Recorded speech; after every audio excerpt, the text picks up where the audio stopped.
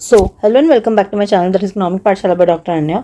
आज हम बात करने वाले हैं about the UGC NET economics जो एग्जाम हुआ था जून 2026 में, उसका सोल्यूशन करेंगे, लेकिन हम सेक्शन वाइज करेंगे। जैसे कि पहला पार्ट मैंने लिया मैथमेटिकल क्वेश्चंस का। आप ये टेबल देख सकते हैं कि मैंने डिवाइड कर रखा है कि कौन से सब्जेक्ट के कितने क्वेश्चंस हैं। अब मैं स्टार्ट कर रही हूँ पहले मैथमेटिकल, देन स्टैटिस्टिक्स और इकोनोमेट्रिक्स एंड सो ऑन। इस तरीके से हम चलेंगे। तो पार्ट ए में आज हम बात करते हैं अबाउट द मैथमेटिकल क्वेश्चंस। जैसे आप देख सकते हैं कितने क्वेश्चंस आए हैं मैथमेटिक्स के, 5 क्वेश्चंस आए हैं और बहुत ज़्यादा टिपिकल क्वेश्चंस नहीं थे, बहुत ईजिली आप सॉल्व कर सकते हैं। तो सबसे पहले देखिए, जैसे फर्स्ट ऑर्डर डिफरेंशिएशन। तो फर्स्ट ऑर्डर डिफरेंशिएशन करते हैं, जब हम डिफरेंशिएट करते हैं तो क्या करते हैं, किस लिए करते हैं differentiate? To see the rate of change, right. और सेकंड ऑर्डर डिफरेंशिएशन करते हैं, आप देखते हो ना, तब हम निकालते हैं मैक्सिमा क्या है, मिनिमा क्या है, राइट। देन मैट्रिक्स की बात करें तो मैट्रिक्स का क्या होता है, मैट्रिक्स यूज होते हैं to find the solution of input output model, है ना। जब आपने इनपुट आउटपुट मॉडल किया होगा तो आपने की होगी टेक्नोलॉजी मैट्रिक्स होती है, इनवर्स मैट्रिक्स हो गई, तो ये सब चीजें उसी में यूज होती हैं। एंड डेफिनेट इंटीग्रेशन, इंटीग्रेशन का क्या मतलब होता है, to find area under the curve.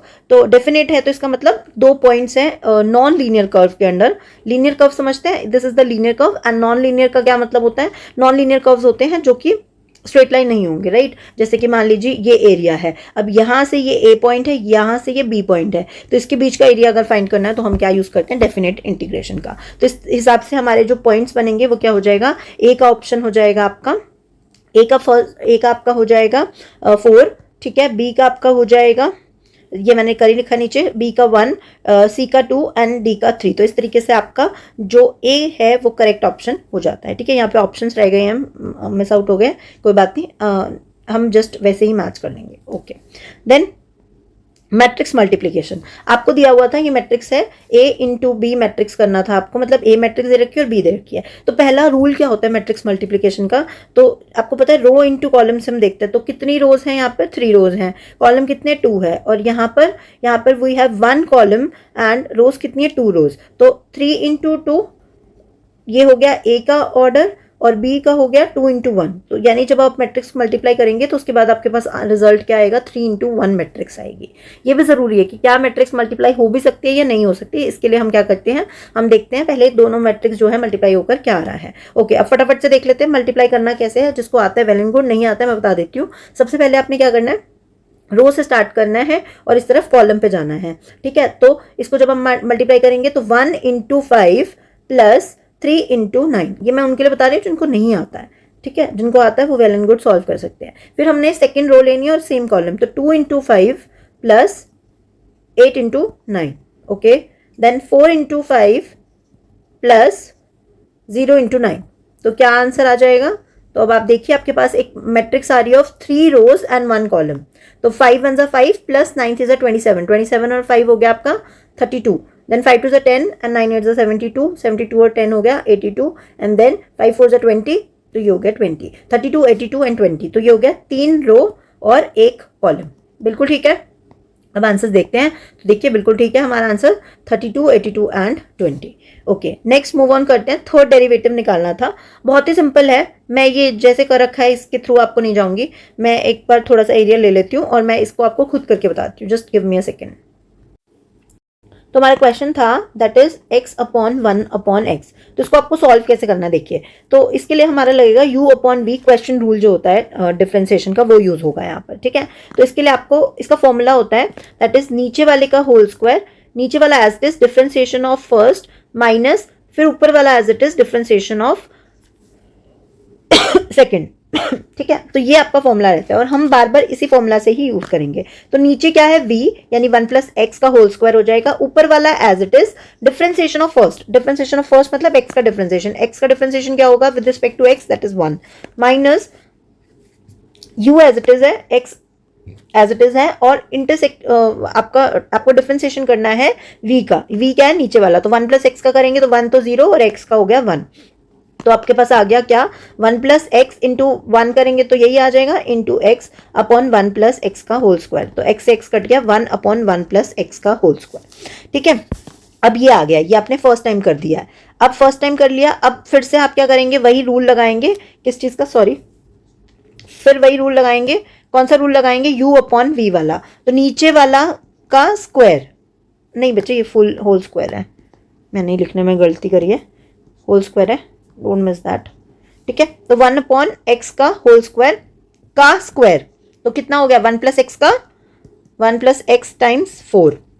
अब 1 plus x square as it is differentiation of first, 1 का डिफरेंशिएशन क्या हो गया 0 माइनस, अब हम क्या करेंगे डिफरेंशिएशन ऑफ, मतलब ऊपर वाला एज इट इज, डिफरेंशिएशन नीचे वाले का 1 प्लस एक्स के होल स्क्वायर का डिफरेंशिएशन, तो क्या होगा 1 प्लस एक्स के होल का डिफरेंशिएशन, तो 1 प्लस एक्स जो है इसका डिफरेंशिएशन आपको करना है, तो ये पावर आगे आ जाएगी 2, 1 प्लस एक्स और 2 माइनस 1 यानी पावर -1, तो 1 हो जाएगा, ठीक है। और अंदर से 1 प्लस एक्स में 1 का डिफरेंशिएशन करेंगे तो 0 और x का करेंगे तो 1, तो अब आपके पास क्या आ गया, अब आपके पास आ गया 1 प्लस, ये तो 0 ही हो गया, सॉरी ये आपका हो गया 0, ठीक है, माइनस, अब आपके पास क्या बचा, ये देखिए ये बचा है अब आपके पास, तो 2 1 plus x divided by 1 plus x का 4, तो ये हो गया -2 1 plus x upon 1 plus x का 4 टाइम्स। तो अगर आपको, मैं इसको दूसरे कलर से करती हूँ, अगर मैं इसको कट कर दूं 1 प्लस एक्स, तो ये कितनी पावर बच जाएगी 3, तो अब हमने एक और बार डिफरेंशिएट कर दिया है और हमारे पास आ गया -2 1 प्लस एक्स की पावर 3। अब ये लास्ट टाइम है जब हमें डिफरेंशिएशन करना है, वही same u by v rule, ये u है और ये हमारा क्या है v है, तो नीचे का स्क्वायर, तो 1 प्लस एक्स का 3 था उसका स्क्वायर करेंगे तो पावर मल्टीप्लाई हो जाती है, 3 2 जा, नीचे हमारे पास आ गया 1 प्लस एक्स की power 6, okay.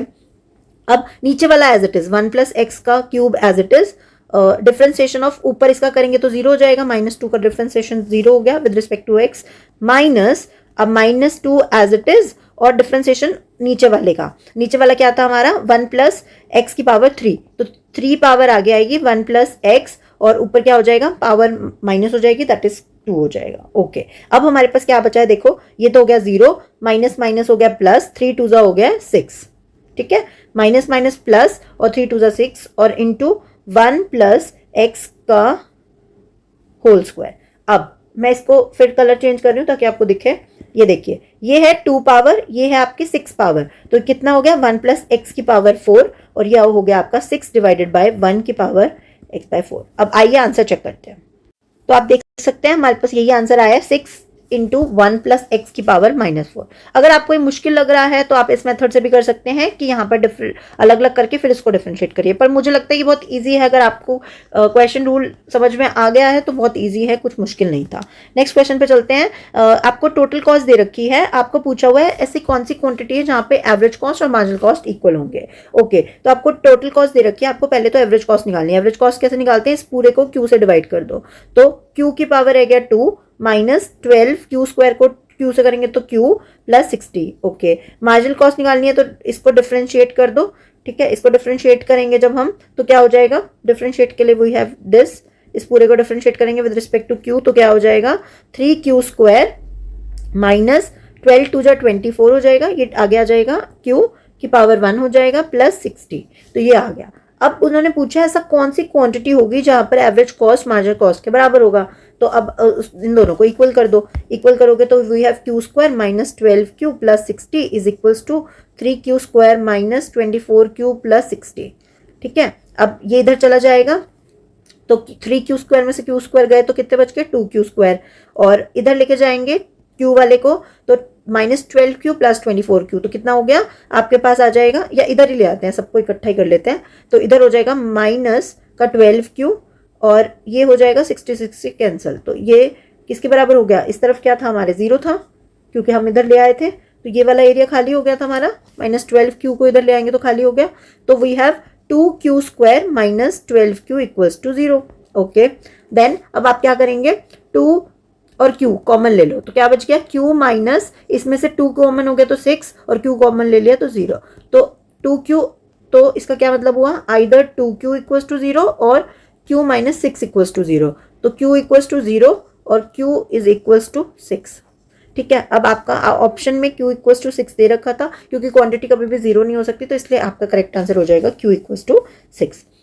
Now next question पे चलते हैं। आपको दे रखा है इलास्टिसिटी ऑफ डिमांड दे रखी है, आपको प्राइस दे रखा है, मतलब आपको डिमांड फंक्शन दे रखा है, प्राइस दे रखा है, इलास्टिसिटी ऑफ डिमांड निकालना है। वेरी सिंपल, आपको क्वांटिटी दे रखी है q equals to 100 minus 2p, अब आपको प्राइस दे रखा है 25, प्राइस इसके अंदर पुट करेंगे तो क्वांटिटी कितनी आ जाएगी 25 इंटू 250, 100 में से 50 गए तो बच गया 50, तो क्वांटिटी आ गई 50। हमने प्राइस को इसके अंदर बस पुट कर दिया। ठीक है, अब हमें क्या निकालना है, इलास्टिसिटी। इलास्टिसिटी निकालने का फॉर्मूला क्या होता है, elasticity equals to change in quantity with respect to change in price into P upon Q. तो change in quantity upon change in price कितना हो जाएगा, इसको हम डिफ्रेंशिएट करेंगे विद रिस्पेक्ट टू प्राइस, तो आपके पास आंसर क्या आ जाएगा -2। तो आपके पास आंसर हो गया -2। प्राइस कितना है 25, क्वांटिटी कितनी है 50, तो ये कट गया 1/2 हो गया। अब 2 से 2 कैंसिल हो गया। अब आपको पता है इलास्टिसिटी जब हम निकालते हैं तो नेगेटिव साइन हम ऑलरेडी लगाते हैं, तो माइनस और माइनस कितना हो जाएगा आपका प्लस हो जाएगा। बट अब इन्होंने इस केस में देखिए माइनस नहीं लगाया हुआ है, क्यों नहीं लगाया है, ये अंडरस्टूड होता है, वैसे नेगेटिव होता है, बट इन्होंने नहीं लिया, तो आपका आंसर क्या हो जाएगा -1 हो जाएगा। ठीक है, ओके। सो विद दिस आपके जितने भी क्वेश्चंस थे मैथमेटिकल इकोनॉमिक्स के कंप्लीट हो गए। ये पीडीएफ मैं अपने Telegram channel that is economic Pathshala by doctor Ananya पर डाल दूंगी, आप वहां से अपने ये क्वेश्चंस जो हैं उसके प्रैक्टिस कर सकते हैं। अगर आपको कोई भी क्वेश्चन नहीं समझ में आया तो आप नीचे कमेंट बॉक्स में लिख दीजिएगा। Till then thank you and bye bye.